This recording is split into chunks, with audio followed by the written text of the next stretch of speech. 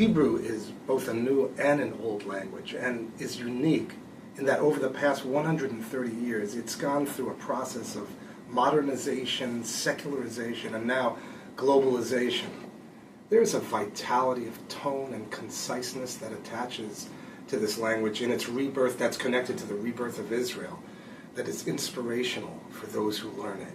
It has tremendous potential for being a global language. And I think the thing that's amazing about what we're doing with teaching Hebrew to kids of all backgrounds is that these kids, no matter what their background, become part of a global network of Hebrew speakers, and they actually play a role in broadening who that network is.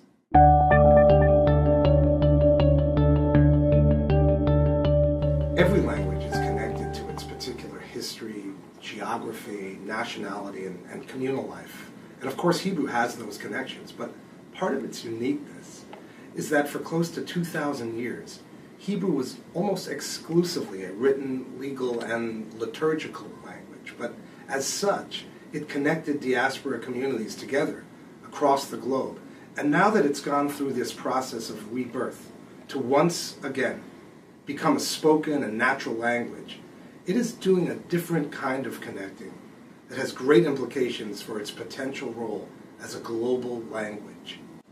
Look, when Eliezer ben Yehuda had this amazing and crazy idea that those who were coming back to the land of Israel were going to speak Hebrew, and he was going to revitalize Hebrew, and he had to figure out all kinds of new modern words for things which weren't in the language, because the language had to go through this modernization process, and for that matter, a secularization process. People thought he was crazy, that he was completely off the wall because he was trying to do something tremendously radical, but he succeeded.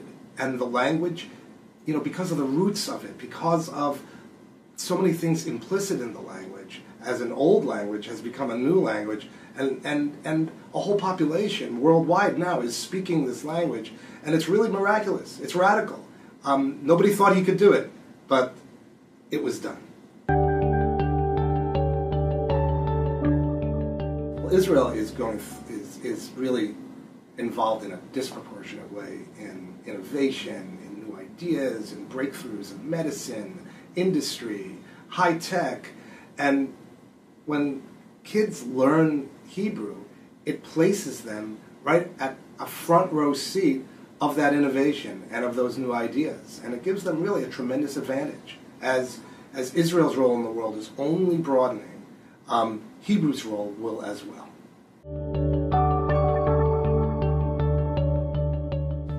Hebrew is just at the right difficulty level for second language learners to maximize the benefits that kids learning a new language get from that process. It's a challenging language for English speakers, and as such, those who learn it get the maximum cognitive and intellectual benefits that help them academically and relationally and in all kinds of ways.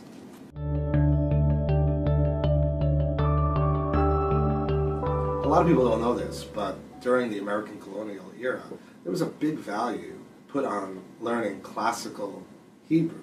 And there was a deep connection between the learning of classical Hebrew and a new sense of creating a new society in America. There is a particularity of this language, and there is a universality of this language. And as we bring the learning of Hebrew to people of all backgrounds, Hebrew is the better for it, and those who learn it are the better for it.